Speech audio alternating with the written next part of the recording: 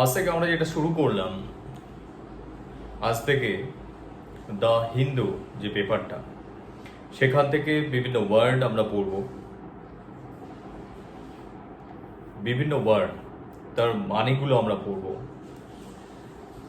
হিন্দু পেপারটা আমরা জানি খুব ইম্পর্টেন্ট একটা পেপার, সেখানে প্রচুর ভালো ভালো ওয়ার্ড পাওয়া যায় এবং সেই ওয়ার্ডগুলো আমরা যদি রেগুলার বেসিসে ফলো করতে থাকি আমাদের ভোকাবুলারিটা ভীষণ স্ট্রং তৈরি হয়। তো আমরা প্রত্যেক দিন এরকমভাবে ছোট ছোট ভিডিওর মাধ্যমে আমি তোমাদেরকে বেশ কিছু ওয়ার্ড, তাদের মানে এবং সেই ওয়ার্ডগুলোর ইউজ তোমাদেরকে দেবো। তোমরা রেগুলার বেসিসে ফলো করবে এবং ভোকাবুলারি দিনে দিনে তোমাদের বাড়তে থাকবে। চলো আমরা আজকে এখানে দেখে নিই। তো ফার্স্ট যে ওয়ার্ডটা আমি পেয়েছি সেটা হচ্ছে ইনকারশন। ইনকারশন ওয়ার্ডটা meaning sudden attack on or invasion of a place not usually made in order to occupy it permanently. Sudden attack on or invasion of a place, তো কোনো একটা জায়গাতে অ্যাটাক করলো বা কোনো একটা জায়গাতে ইনভেশন করছে, ইনভেড করছে জায়গাটাকে, কিন্তু কি করছে, not usually made in order to occupy it permanently, এটাকে পার্মানেন্টলি অকুপাই করে নেওয়ার জন্য না, কিন্তু জায়গাটা ইনভেড করছে, জায়গাটা অ্যাটাক করছে। তো পেপারে আমরা যে লাইনটা পেয়েছি, several Chinese incursions across the LAC took place, আরো অনেক বড় লাইন ছিল, আমরা মেইন জায়গাটা এখানে লিখেছি। দেখো, several Chinese incursions, বুঝতেই পারছো, মানে চাইনিজ বিভিন্ন জায়গায় অ্যাটাক করেছে, সেটাই বোঝাতে চেয়েছে এখানে। সেকেন্ড যে ওয়ার্ডটা সেটা হচ্ছে স্কারমিশ, meaning fight between small groups of soldiers, ships, etc., especially one that is not planned. তো fight between small groups, তো এই যে ইনকারশনের জন্য এই স্কারমিশটা, ইনকারশন হচ্ছে কজ, স্কারমিশটা হচ্ছে রেজাল্ট। তো skirmish fight between small groups of soldiers, ships, etcetera, specially one that is not planned. তাহলে এমন একটা জিনিস হলো যেটা প্ল্যান করে হলো না, একটা ফাইট হলো সোলজারদের মধ্যে, শিপসের মধ্যে, হ্যাঁ, কিন্তু প্ল্যান করে হচ্ছে না। কি সেন্টেন্স আমরা পেয়েছিলাম, শুরুটা লিখিনি, পরের পোর্শনটা লিখেছি, leading to skirmishes in early and mid May, এটা আমাদের ওখানে লেখা আছে। তারপর যে ওয়ার্ডগুলো আসছে, ফার্স্ট ম্যান্ডেট। ম্যান্ডেট মানে আমরা কি জানি, ম্যান্ডেট মানে হচ্ছে order given to somebody to do something. কাউকে ম্যান্ডেট দেওয়া মানে কাউকে কিছু করতে বলা, অর্ডার করা, বা কোনো একটা মিশন, তাকে একটা টার্গেট দিয়ে দেয় যে এটা করতে হবে। অক্সফোর্ড ইউনিভার্সিটি প্রেসের মিনিংটা কি, বা একটা সেন্টেন্স, একটা এক্সাম্পল আমরা দেখছি এখানে। ওরা কি বলছে যে the government gave the police a mandate to reduce crime. Government পুলিশকে ম্যান্ডেট দিয়েছিল ক্রাইম কমাতে, ক্রাইম রিডিউস করতে। দ্য হিন্দু পেপারটাতে আমরা পাচ্ছি, the SIT has been mandated to investigate the involvement of policeman in the incident. The SIT has been mandated, SIT কে mandate দেওয়া হয়েছে to investigate the involvement of পুলিশম্যানের ইনভলভমেন্ট এই ইনসিডেন্টটাতে আছে কিনা সেটা ইনভেস্টিগেট করতে ম্যান্ডেট দেওয়া হয়েছে।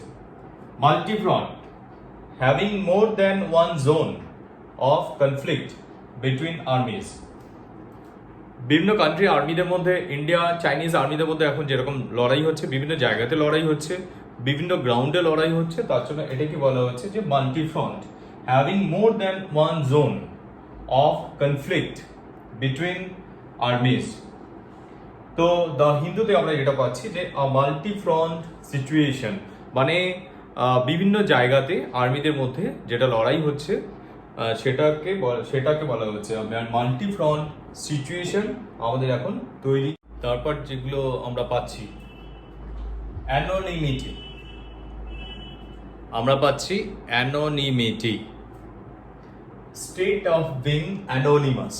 অ্যানোনিমাস যেটা আমরা বলি না, যে নাম যখন বলি না, অজ্ঞাত পরিচয়, মানে পরিচয়টা অজ্ঞাত রাখি, তখন সেই one government source who, like others quoted in this article, requested anonymity. সুন্দর করে লিখেছে সেন্টেন্সটা। তো said one government source who, like others quoted in this article, মানে গভর্নমেন্ট সোর্স যে অন্যদের মতো যার কথা এখানে এই আর্টিকেলটা কোট করা হয়েছে, রিকোয়েস্টেড অ্যানোনিমিটি, তিনি তার নামটা মেনশন করতে বারণ করেছিলেন। এইটাই হচ্ছে কথা। সুন্দর একটা সেন্টেন্স। স্টাবল, স্টাবল মানে কি? Short ends of grain stocks left in the ground, not on the ground, left in the ground, গ্রাউন্ডের মধ্যেই থাকে। ওপর থেকে আমরা ওই ধান গম ওগুলো যেমন আমরা কেটে নিই, জাস্ট কেটে নেওয়ার পর যেগুলো মাটিতে পোতা থাকলো, এরকম সাইজের যেরকম এগুলো থাকে সেগুলোকে আমরা স্টাবল বলি। আফটার হারভেস্টিং, কেটে নেওয়ার পর যেটা গ্রাউন্ডের মধ্যে থাকছে। With sufficient time available, farmers need not burn the stable. যেহেতু অনেকটা এখানে বলছে যে অনেকটা টাইম হাতে থাকছে, সাফিসিয়েন্ট টাইম থাকছে, তার জন্য farmers need not burn the stable, এটাই এখানে বলা হচ্ছে। এখানে কি পাচ্ছি? Number 7, Exodus, EXODUS, Exodus, departure of many people at a time.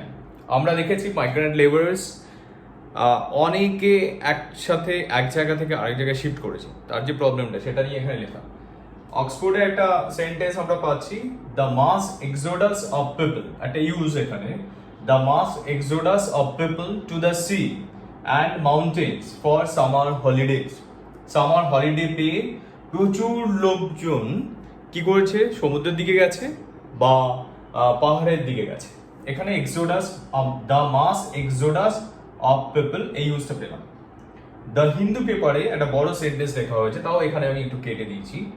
Labor shortage after the exodus of pandemic struck migrant laborers forced Gurtek Singh in Punjab to plant paddy using the direct seeding of rice. এটাও important, DSR, the direct seeding of rice technique in the Kharif season. তাহলে খারিফ সিজনে কি করেছে? Labour shortage হয়েছে due to বা এখানে after the exodus of pandemic struck migrant লেবারার্সের exodus হওয়ার পর, এক্সোডাসের পর কি করেছে? পাঞ্জাবে গুরতেক সিং উনি বাধ্য হয়েছেন কি করতে? ডিএসআর করতে, direct seeding of rice technique use করতে বাধ্য হয়েছে। নেক্সট যেটা আসছে সেটা হচ্ছে upbeat. Upbeat meaning optimistic or cheerful. Upbeat, optimistic or cheerful. কিরকম সেন্টেন্সে ইউজ হয়েছে? আ মান্থ লেটার, এক মাস পর। এটারই কানেকশনে এটা আছে। উনি এই এক্সোডাসের ফলে যেটা ডিএসআর করলেন, টেকনিক ইউজ করলেন, তাতে উনি অপটিমিস্টিক হলেন। After 1 month, a month later he is upbeat, তার মানে তিনি অপটিমিস্টিক হয়েছেন অ্যাবাউট হিজ ক্রপ ইল্ড, যেভাবে ক্রপ হচ্ছে তাতে উনি ভীষণভাবে upbeat. He is upbeat, he is optimistic. তাহলে এখানে আমরা যে ওয়ার্ডগুলো পাচ্ছি, 9th word, number 9 simmer, number 10 spill out. তো simmer of a quarrel dispute etcetera, কোন একটা কোয়ারেল, কোন একটা ডিসপিউট, সেটা continue for a long time, continue for a time without any real anger or violence being shown. মানে একটা ঠান্ডা লড়াইয়ের মতো একটা জিনিস, ঠান্ডা লড়াইয়ের মতো একটা জিনিস। তার থেকে বড় কথা মানে ভেতরে ভেতরে বহুদিন ধরে একটা রাগ চেপে রাখা, একটা রাগ, একটা ভায়োলেন্স পুষে রাখা। Continue for A time without any real anger or violence being শোন। রিয়েল অ্যাঙ্গার কিছু দেখানো হচ্ছে না, কিন্তু ভেতরে ভেতরে সেটা চাপা থাকছে। Of a quarrel dispute etcetera. তো এখানে কি হচ্ছে? The power struggle between chief minister Ashok Gehlot and his deputy Sachin Pilot. তাহলে চিফ মিনিস্টার অশোক গেহলট এবং তার ডেপুটি সচিন পাইলট, তাদের মধ্যে যে সমস্যাটা হচ্ছিল, that has been simmering for long, সেটা বহুদিন ধরে তাদের মধ্যে হচ্ছে, মানে সেই ঝামেলাটা চলছে। Spilled out into the open on Sunday, সানডেতে ওপেন আপ হয়েছে, সানডেতে তাদের মধ্যে থেকে বেরিয়ে এসছে, তার আউটবার্স হয়েছে, তার স্পিল আউট হয়েছে। সেটা এখানে স্পিল আউট মিনিংটাও আছে।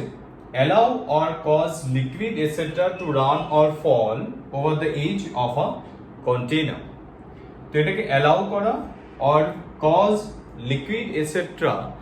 বা লিকুইড বা ওরকম টাইপের কোনো কিছু to run or fall over the edge of a container, একটা কন্টেনার ওপর থেকে একটা উপচে পড়া, সেটা আমরা যেটা বলতে পারি সেটা হচ্ছে spilled out into the open on Sunday. তাহলে সানডেতে সেটা বেরিয়ে এসছে, সেটাকে আর ধরে রাখা বা চেপে রাখা যায়নি, সে অ্যাঙ্গারটাকে চেপে রাখা যায়নি।